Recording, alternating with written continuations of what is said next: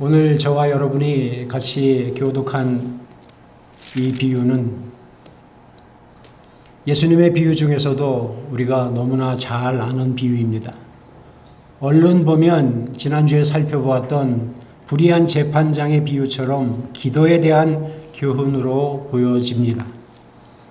오늘 본문 앞에 있는 불의한 재판장의 비유도 기도라는 주제를 다루고 있고 또 이 비유 자체도 바리새인의 기도와 세리의 기도를 비교하고 있습니다. 물론 이 두 비유가 기도라는 배경을 전제하고 있지만 결국 이 두 비유는 하나님께서 자기 백성의 원한을 풀어주시고 또 그 의로움을 인정해 주신다는 점에서 같은 이야기인 것을 알 수 있습니다. 그러나 이 비유의 결론에서 세리의 기도가 응답을 받았다고 하지 않고 이 사람이 의롭다함을 받고 그의 집으로 내려갔느니라 라고 말씀하시는 것을 우리가 주목해 볼 필요가 있습니다. 이 말은 이 비유가 단순히 기도 응답에 대한 교훈을 가르치시는 것이 아니라 구원에 관한 이야기임을 반증하고 있습니다. 문맥상 이 비유 뒤에 있는 말씀들이 이 말을 뒷받침해 주고 있습니다. 우리가 오늘 읽지는 않았지만 이어지는 15절, 17절 말씀에서 하나님의 나라는 어린아이들처럼 하나님 나라를 받아들이는 자들의 것이라고 예수님께서 말씀하고 계시고 또 18절, 30절에 부자 관리에 대하여 이야기를 하고 있습니다. 어린아이나 부자 관리의 기사를 통해서 가르치는 교훈은 그가 무엇을 혹은 누구를 전적으로 신뢰하는가에 대한 문제입니다.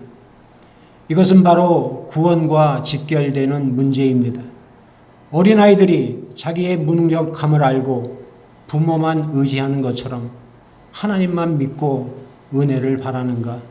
아니면 부자 관리처럼 자신이 율법을 잘 지키고 자신의 재물이 많음에 의지해서 영생을 얻을 수 있다고 생각하는가 하는 문제입니다.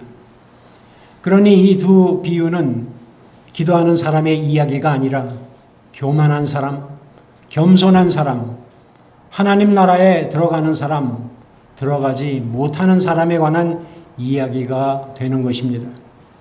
따라서 교만과 겸손이라는 오늘 말씀 주제처럼 이 전체 말씀이 배경이 되고 있는 것입니다.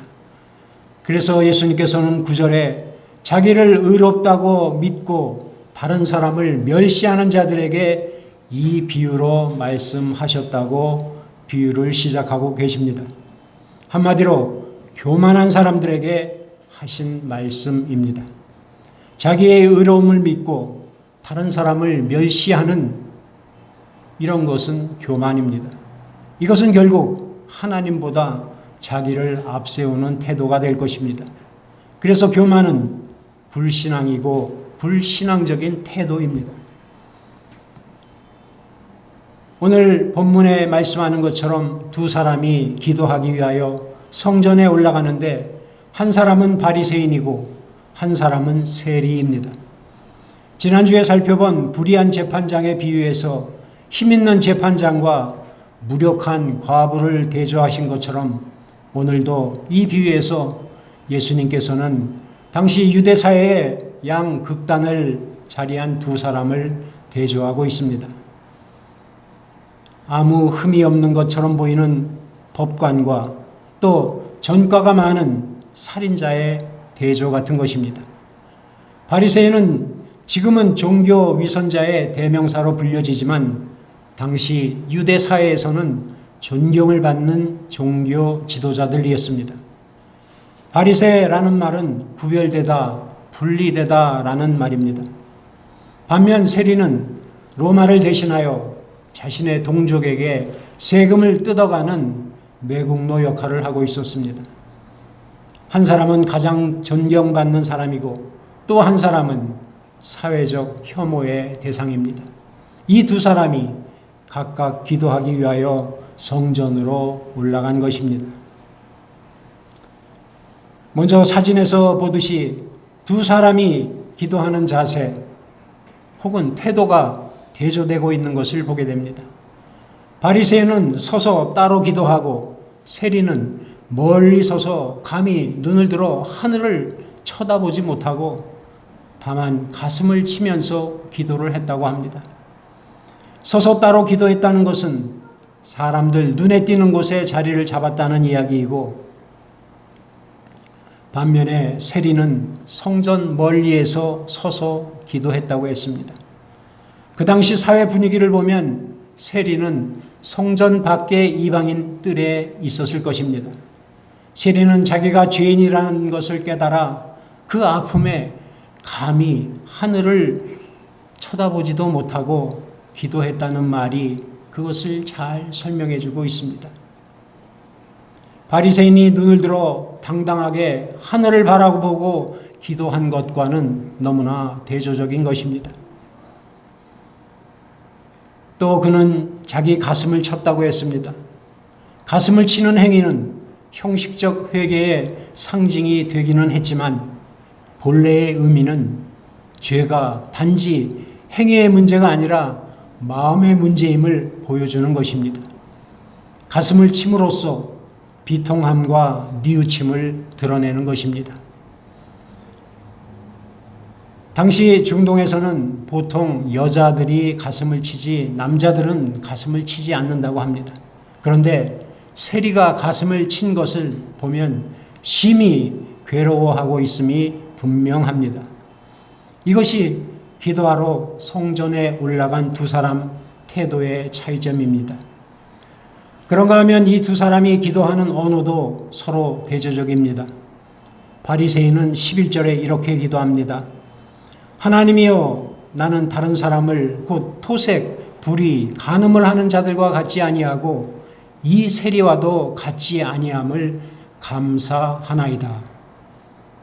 기본적으로 그가 기도가 감사라는 사실을 주목해 볼 필요가 있습니다. 이 자체는 나무랄 것이 없습니다. 그는 자신이 신앙생활을 잘 할 수 있는 은혜에 감사하고 있습니다.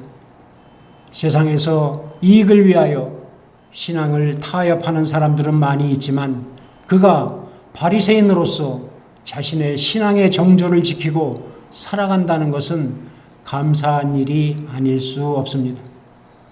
그는 토색, 불의나 간음을 하는 자, 그리고 유대인들이 혐오의 대상인 세리가 아닌 것에 감사를 하고 있습니다. 이 말은 요즘식으로 말하자면 내가 동성애자가 아니고 동성애와 같은 이런 이슈에 대해서는 분명한 성경적 입장을 가지고 있다는 것, 또 내가 보수적인 기독교인이라는 점, 내가 교회들이 타락한 이때에 복음을 알고 있다는 이 모든 사실이 감사합니다라고 기도하는 것과 다르지 않을 것입니다. 그렇다면 이 바리새인의 기도는 우리의 기도와 얼마나 다릅니까? 혹시 여러분들도 그렇게 기도하고 계십니까? 중동의 눈으로 본 예수라는 책이 있습니다. 케네스 베일리라는 이 신학자는 중동 지역에서 약 40년을 거주하면서 1세기 예수님 당시의 문화를 연구한 신학자입니다. 그는 예수님의 비유를 문학적 또는 문화적으로 해석을 하면서 예수님이 말씀하신 이 비유의 본래 의미를 찾고자 노력한 사람입니다. 그는 이 책에서 지적하기를 1세기 유대교의 경전에 따르면 그 당시 유대인들은 기도하는 것에 세 가지 내용이 포함이 되어 있다고 합니다. 첫째는 죄를 고백하고, 둘째는 베풀어 주신 것에 감사하고, 셋째는 자기와 다른 사람을 위하여 간구를 했다고 합니다. 고백과 감사와 간구, 이것이 당시 1세기 유대인들의 기도의 핵심적인 내용이었습니다. 그런데 오늘 이 바리새인의 형식적인 기도를 보면 죄에 대한 고백도 없고 그리고 어떤 간구도 하지 않은 것을 보게 됩니다. 그의 기도를 가만히 살펴보시기 바랍니다. 하나님이여, 나는 다른 사람들 곧 토색, 불의, 간음을 하는 자들과 같지 아니하고 이 세리와도 같지 않음을 감사하나이다. 죄를 고백하지도 않고 감사하지도 않고 간구하는 내용도 없습니다. 오직 그가 한 것은 하나님의 이름을 그저 형식적으로 한번 부르고 나머지는 모두가 다 나뿐입니다. 내가 어떻게 했고 내가 어떻게 했다는 것입니다. 오늘 본문에는 나라는 말이 2번밖에는 나오지 않지만 헬라어 원문에 보면 나라는 주어가 무려 5번이나 나오고 있습니다. 그의 기도가 12절에 계속 이어집니다. 나는 일해에 2번씩 금식하고 또 소득의 11조를 드리나이다. 중동의 눈으로 본 예수라는 책에 보면 당시 유대인들은 그들의 율법에 따르면 대속죄일에는 모두 금식할 것을 요구하고 있다고 합니다. 당시 바리새인들은 큰 절기를 앞두고 이틀과 그 절기가 지난 후 이틀은 반드시 금식하는 것이 전통이었다고 합니다. 그런데 그는 일주일에 2번씩이나 정기적으로 금식을 했다고 했습니다. 이 말은 율법이 정한 것 이외에 넘치게 순종을 했다는 의미입니다. 또 율법은 자신의 수입의 11조를 드려야 한다고 명하고 있습니다. 그런데 오늘 바리새인은 소득의 11조라는 표현으로 율법을 지켰다고 말하고 있습니다. 이 말은 자기의 수입을 넘어서 자기가 구매한 혹은 자기가 수확한 이 모든 것까지 11조를 했다는 것을 의미합니다. 이것 역시 율법이 요구하는 것 이상을 한 것입니다. 이런 것이 자발적으로 일어났다고 하면 아무 나무랄 것이 없을 것입니다. 그러나 바리새인은 겸손하지도 않고 자기 의를 드러내며 교만한 자세로 기도를 하고 있습니다. 그럼에도 예수님께서는 이 비유에서 바리새인의 삶이나 행위 자체를 비난하고 계시지는 않습니다. 반면 세리는 하나님이여 불쌍히 여기소서 나는 죄인이로소이다 라고 기도를 합니다. 이 짧은 한마디 기도의 말 속에는 우리가 쉽게 발견할 수 있는 것은 그가 하나님 앞에서 자신이 죄인임을 알고 인정했다는 사실입니다.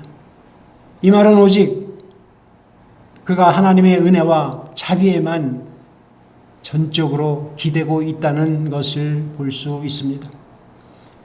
이제 예수님께서 제자들에게 이 비유의 결론을 말씀하십니다.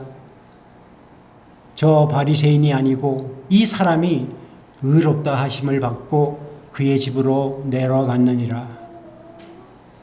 여기서 우리가 주목해야 할 것은 바리새인보다 이 사람이 의롭다 하심을 받았다고 하지 않고 저 바리새인이 아니고 이 사람이 의롭다 함을 받았다라고 말씀하신 것입니다.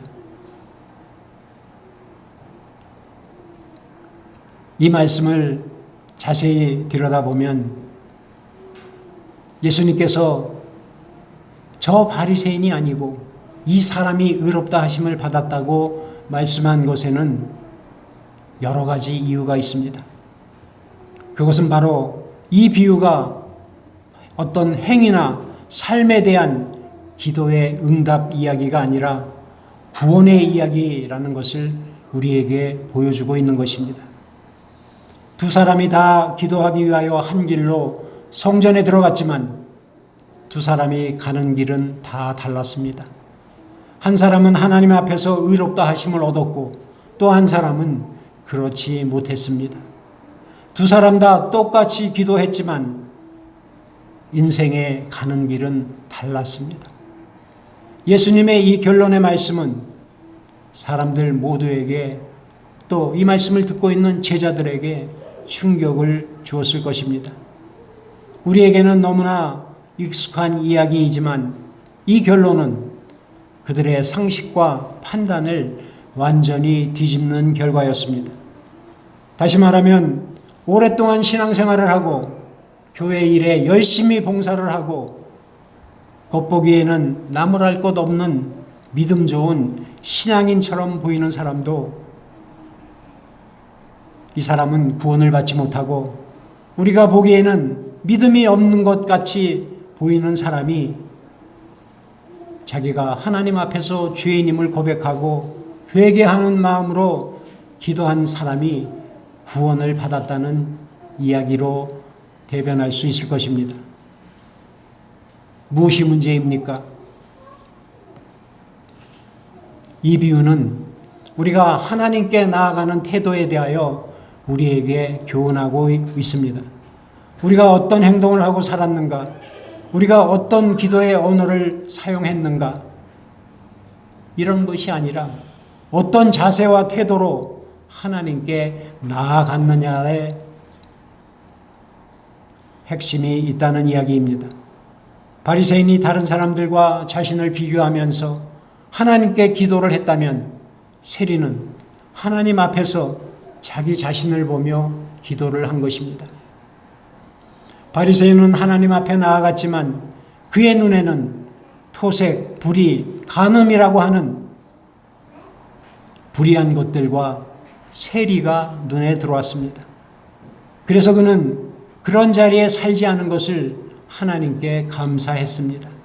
그리고 다른 사람들과 달리 자신은 율법이 요구하는 것 이상의 종교적인 경건의 행위를 하고 있다는 사실을 강조했습니다. 이것은 그는 기도한 것이 아니라 하나님 앞에서 자기 자랑을 하고 있는 것입니다. 내가 얼마나 율법을 잘 따랐는가? 나는 이렇게 신앙생활을 잘하고 있으니 나보다 더 잘하는 사람 있으면 나와봐. 라는 식의 자기 간증인 것입니다. 결국 이 바리새인의 기도는 다른 사람을 비교하는 것이었습니다. 하지만 세리는 달랐습니다. 그는 자신과 비교할 대상이 없었고 오직 하나님만을 의지했습니다. 그의 기도의 언어도 오직 하나님과 죄인인 자신밖에 없습니다. 이것은 기도하는 사람의 마음의 문제입니다.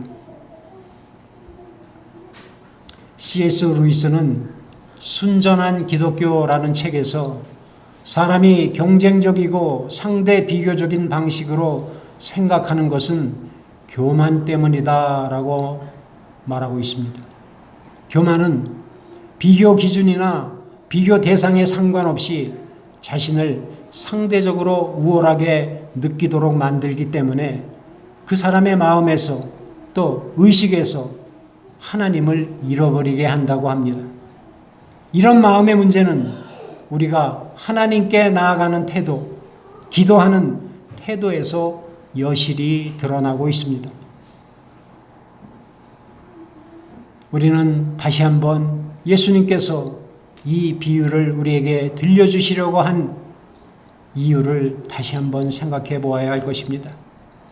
자기를 의롭다고 믿고 다른 사람을 멸시하는 사람들, 이런 교만한 사람들, 이런 사람들이 되지 말라고 우리에게 이 비유를 말씀해 주고 계시는 것입니다. 우리가 복음을 잘 알고 있다는 것도 얼마든지 우리를 바리새인으로 만들어 갈 것입니다. 이것뿐만 아닙니다. 믿음이라는 이름으로 우리는 얼마든지 다른 사람을 멸시하고 교만해질 것입니다. 나는 믿음으로 의롭다 함을 받았는데 너는 구원을 받았느냐? 라고 생각을 한다면 이것은 실로 무서운 생각일 것입니다. 우리는 이 비유에서 예수님께서 말씀하시는 보이지 않는 경고를 깨달아야 할 것입니다. 그렇다면 우리가 어떻게 해야 합니까?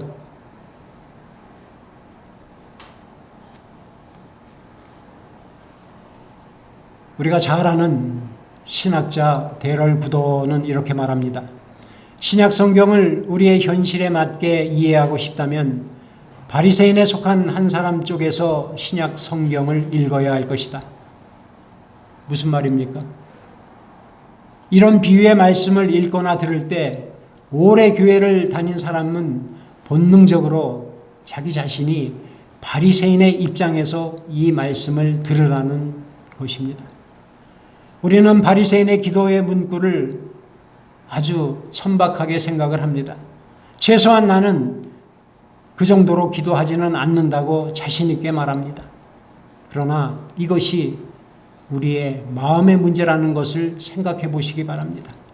우리는 어떻게 기도를 하고 있는지, 우리는 어떻게 기도를 해야 하는지를 이미 배웠고 알기에 최소한 바리새인처럼 기도하지는 않는다고 생각할 것입니다. 그렇다면 우리는 세리처럼 기도합니까? 물론 세리처럼 그렇게 기도하시는 분들도 계실 것입니다. 그러나 이것 역시 우리의 마음의 문제라는 사실을 다시 한번 기억하시기 바랍니다. 우리가 하나님 앞에 나아갈 때 우리의 의식, 우리의 마음 속에는 누가 그리고 무엇이 자리 잡고 있습니까? 하나님 앞에 나아갈 때 우리 마음에 있는 것은 모르긴 해도 진실한 마음일 것입니다. 우리가 일상적인 삶에서 살아갈 때 우리의 의식 속에 들어오는 모든 생각이나 대상은 많이 있습니다. 이 모든 것들은 잠시 들어왔다가 다시 사라지는 것들입니다. 그러나 적어도 우리가 하나님께 은밀하게 기도하는 시간, 그 자리에서 우리의 마음을 채우는 대상은 오직 나를 구원하신 예수 그리스도 한 분뿐이라는 사실을 잊지 마시기 바랍니다. 바리새인에게는 자기의 의로움을 믿을 만한 근거들이 많이 있었습니다. 그는 늘 하나님의 일을 했습니다. 그는 늘 성경을 읽었습니다. 그는 늘 율법에 순종이 넘치도록 한 사람이었습니다. 그래서 그는 실제로 토색이나 불이나 간음이라고 하는 행위들과는 아주 거리가 먼 사람이었습니다. 그는 하나님께서 자신의 이런 모습, 이런 행위, 이런 삶을 기억해 주셔야 한다고 기도하고 있는 것입니다. 이것이 바로 자기의 의이고 교만입니다. 그리고 이것이 사람의 마음에 있는 가장 무서운 나쁜 습관입니다. 하나님과 상관없이, 하나님의 은혜가 없이 가능한 선행이나 의로움이나 업적은 존재하지 않는다는 것이 우리가 늘 성경을 통해서 배우고 알고 있습니다. 우리의 모든 의는 하나님께서 예수 그리스도 안에서 은혜로 주신 것이고 우리의 것이라고 주장할 수 있는 의는 아무것도 없습니다. 여기에서 바리새인은 넘어졌고 우리들도 넘어지게 됩니다. 예수님께서 가장 우리에게 제자들을 또 비난하셨고 지적하신 것이 바로 자기의 의라는 교만입니다. 우리 모두는 여기서 결코 자유롭지 않을 것입니다. 바로 우리 자신이 자기가 의롭다고 믿고 다른 사람을 멸시하는 죄성을 가진 인간들이기에 예수님께서는 오늘 이 비유를 우리에게 말씀하고 계시는 것입니다. 바라기는 저와 여러분도 이 말씀에 따라 자기의 의, 교만을 버리게 되시기를 바랍니다.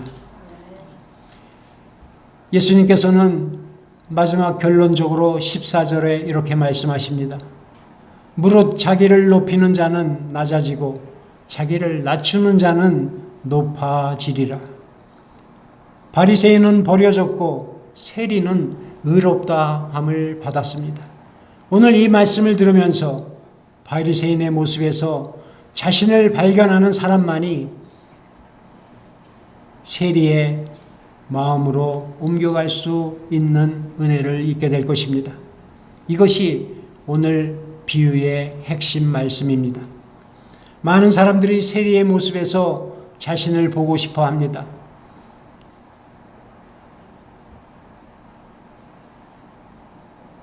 세리의 입장에서 또 세리의 모습에서 자신을 대비하게 됩니다. 그러나 그렇게 해서는 아무 일도 일어나지 않습니다. 하지만 우리가 정직하게 내가 바리새인이다 라는 생각을 해서 나를 바라다 본다면 우리는 세리와 같은 마음을 갖게 될 것입니다.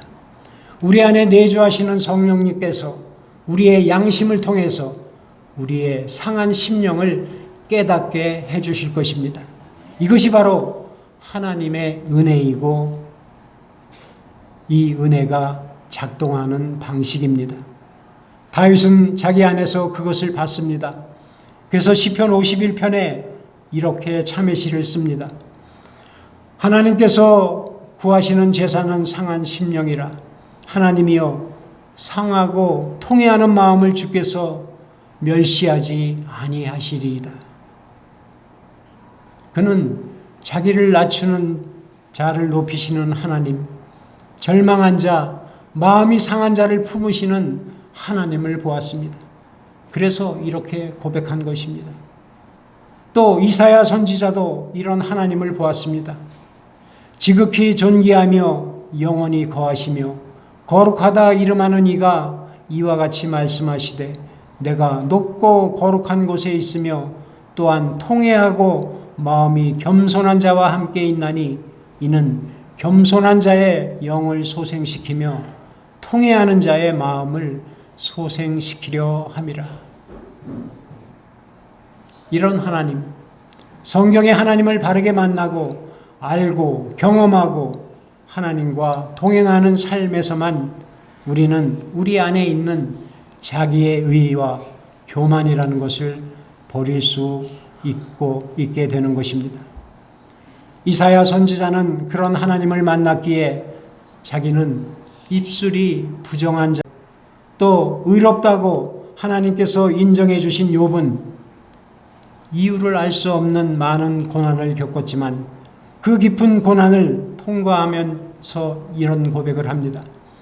보소서 나는 비천하오니 무엇이라 주께 대답하리이까. 내가 주께 대하여 귀로 듣기만 하였사오니 이제는 눈으로 주를 배움나이다. 그러므로 내가 스스로 거두어 드리고 티끌과 재 가운데서 회개하나이다.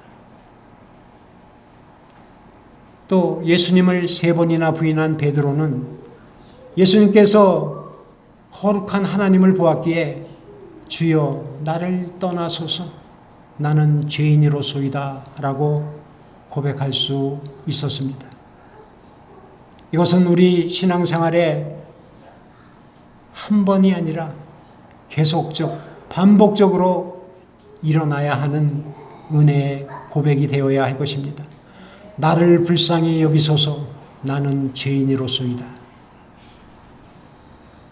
바라기는 저와 여러분도 성령 하나님께서 이런 은혜를 우리 모두의 삶 속에 허락해 주셔서 이 죄인을 불쌍히 여기소서라고 고백하게 되시기를 바랍니다. 그래서 자기를 높이는 자세의 기도가 아니라 나를 불쌍히 여기소서 나는 죄인이로소이다를 고백하는 겸손한 마음으로 하나님의 은혜를 구하는 저와 여러분이 되시기를 주님의 이름으로 간절히 축복하며 기도합니다.